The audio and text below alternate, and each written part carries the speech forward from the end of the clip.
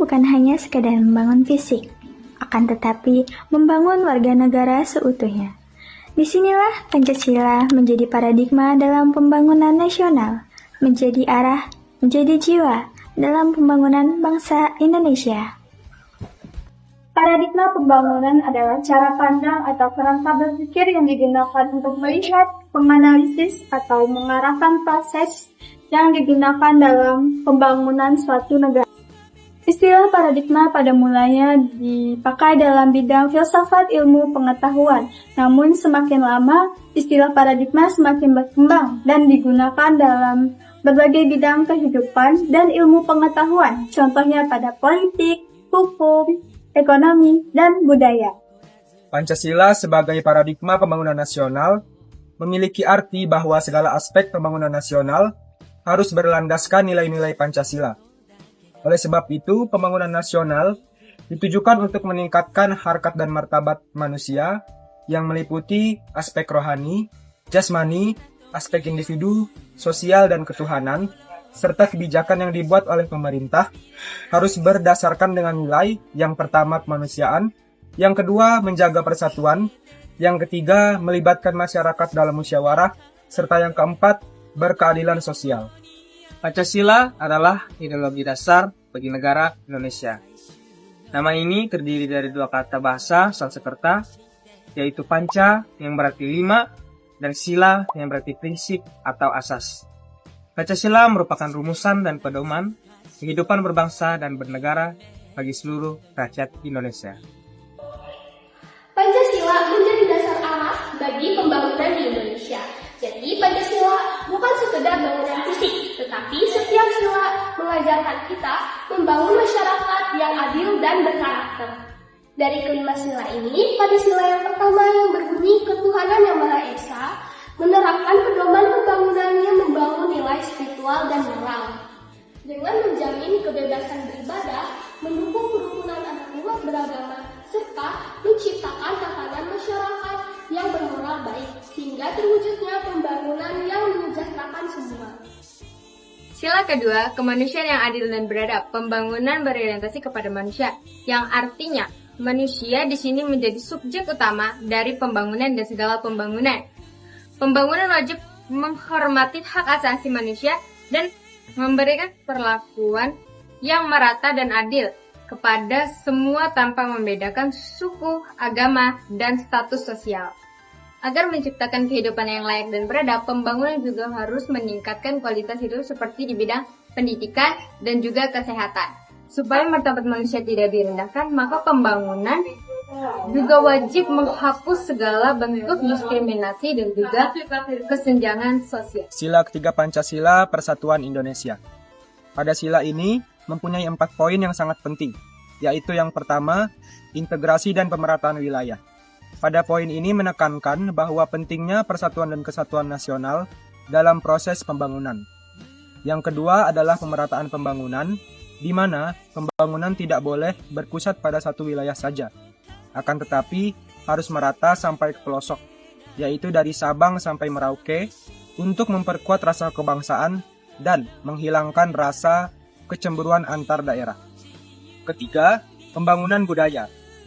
Pembangunan sosial budaya harus melestarikan dan mengembangkan nilai-nilai budaya nasional sebagai alat pemersatu dan menghargai keanekaragaman sebagai kekayaan bangsa. Yang terakhir, kepentingan nasional. Setiap program pembangunan harus menempatkan kepentingan bangsa dan negara di atas kepentingan pribadi. Sila keempat, kerakyatan yang dipimpin oleh hikmat kebijaksanaan dalam permusyawaratan dan perwakilan. Sila keempat ini menuntut pembangunan nasional dilakukan secara demokratis, yang dimana rakyat sebagai pemegang kedaulatan utama. Proses perencanaan dan pengambilan keputusan pembangunan harus melibatkan partisipasi masyarakat aktif sebagai perwujudan kedaulatan rakyat, serta pembangunan harus memperkuat lembaga perwakilan, contohnya DPR atau DPRD, yang menjadi wadah masyarakat mufakat yang memastikan kebijakan harus berpihak kepada rakyat. Sila yang terakhir adalah sila kelima, keadilan sosial bagi seluruh rakyat Indonesia. Sila ini memiliki 4 opsi. Yang pertama, tujuan pembangunan. mengutamakan kesejahteraan dan pemerataan bagi seluruh rakyat Indonesia. Yang kedua, ekonomi kerakyatan berdasarkan asas kekeluargaan, menolak monopoli, serta membangun peluang usaha bagi usaha kecil. Yang ketiga, keseimbangan, mengatur keseimbangan pribadi dan masyarakat, serta mengatur keseimbangan kebutuhan material dan spiritual. Yang keempat, pemerataan. Negara wajib menjamin pemerataan hasil pembangunan, termasuk akses kesehatan maupun pendidikan, serta membangun lapangan kerja bagi seluruh rakyat Indonesia. Terdapat 5 peranan penting Pancasila sebagai paradigma, yaitu yang pertama, Pancasila sebagai paradigma pembangunan politik dan hukum.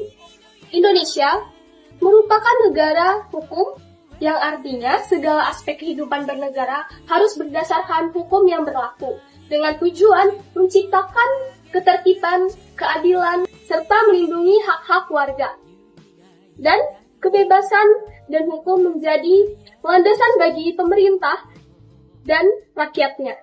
Dalam pembangunan politik dan hukum, nilai-nilai Pancasila, terutama pada sila keempat, memberi landasan bahwa proses politik harus dilakukan secara demokratis dan melibatkan partisipasi rakyat.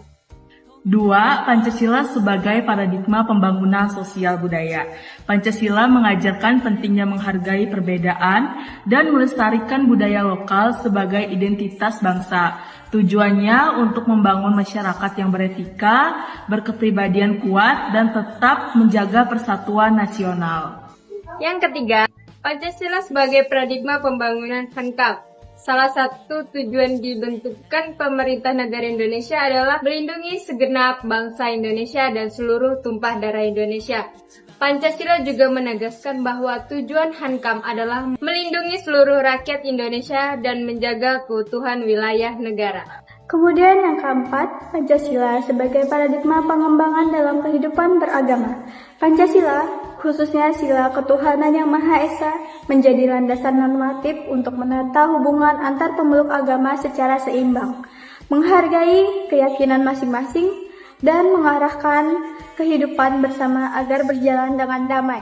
Pancasila sebagai paradigma pengembangan iptek dan reformasi peranan pengembangan iptek adalah aspek ontologi, aspek epistemologi, dan aspek aksiologi. Tujuannya untuk mewujudkan kesejahteraan dan peningkatan harkat dan martabat manusia, maka iptek pada hakikatnya tidak bebas nilai, namun terikat nilai-nilai. Salah satu tantangan utamanya adalah pengaruh sebuah globalisasi yang membawa arus nilai-nilai baru dari luar negeri. Globalisasi memang membuka peluang kemajuan teknologi dan ekonomi, akan tetapi bisa menimbulkan pergeseran budaya dan gaya hidup masyarakat. Kemudian ada tantangan lainnya, yaitu tingginya kesenjangan sosial dan ekonomi antar wilayah, ketimpangan antar daerah yang maju dan tertinggal, menyebabkan hasil pembangunan tidak dirasakan secara merata. Di setiap tantangan, pasti ada sebuah solusi. Nah, solusi dari tantangan globalisasi dan kesenjangan sosial ekonomi adalah menjadikan Pancasila sebagai paradigma pembangunan yang dimana nilai ketuhanan menjaga moral bangsa dari arus budaya asing, kemanusiaan, pembangunan yang berorientasi pada martabat manusia. Lalu persatuan, memperkuat identitas nasional sekaligus solidaritas antar wilayah. Kemudian kerakyatan, yang dimana masyarakat wajib berpartisipasi dalam perencanaan pembangunan, serta kemudian sosial dapat menjadi arah pemerataan hasil pembangunan melalui infrastruktur pendidikan, serta pemberdayaan ekonomi lokal. Di era tantangan globalisasi dan perkembangan zaman, kita sebagai masyarakat perlu untuk memperkuat strategi pembangunan yang aman dan merata, serta menekankan hukum yang berkeadilan agar berjalan dengan lancar. Dengan begitu, globalisasi dapat dimanfaatkan sebagai sebuah peluang tanpa menghilangkan jati diri bangsa. Sementara itu, kesenjangan antar wilayah dapat ditekan sehingga pembangunan berlangsung adil dan berbudaya. Pengembangan di Indonesia bukan hanya sekedar membangun fisik dan ekonomi saja, tetapi membangun manusia yang berkarakter, berjiwa sosial, serta berlandaskan nilai-nilai Pancasila. Pendidikan Pancasila disertai dengan pengembangan karakter menjadi fondasi utama agar generasi muda tumbuh menjadi masyarakat dengan kesadaran yang tinggi, dan memiliki semangat kebangsaan. Masyarakat juga penting dalam menjaga toleransi, memperkuat kesatuan, dan menggunakan teknologi secara bijak. Karena dengan kolaborasi dan berperannya masyarakat dapat mewujudkan Indonesia yang maju, bermartabat, dan bernilai tinggi. Siap belum? Siap lah. 1, 2, 3.